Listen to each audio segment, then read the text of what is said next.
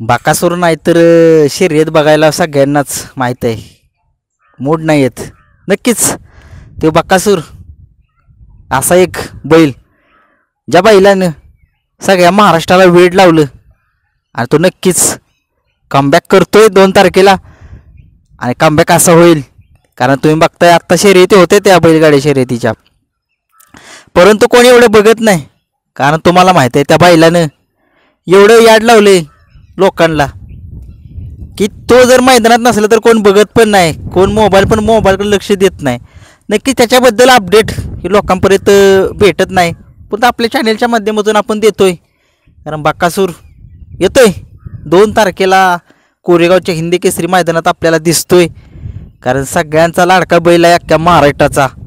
कारण तुम्हाला माहिती आहे त्या बाकासूरनं एक ते म्हणतात ना 10 वेळा त्यानं किताब मिळवला हिंद केसरीचा.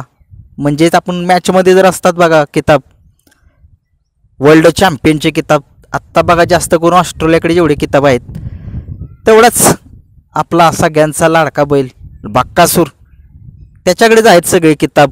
तोच आहे आत्ता वर्ल्ड चॅम्पियनमधला बैलगाडीमधला 1 नंबरचा रँकिंगचा बैल.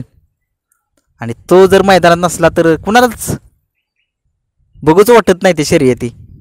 आणि त्याच्यामुळेच या शर्यतीमध्ये एक वेळ लागले.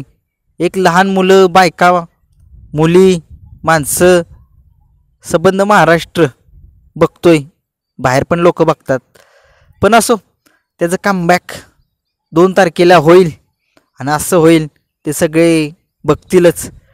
कारण तो बैल सगळ्यांना माहिती आहे काय उंची लहान कीर्तिमान असा हा सगळ्यांचा लाडका बैल बक्कू भाई.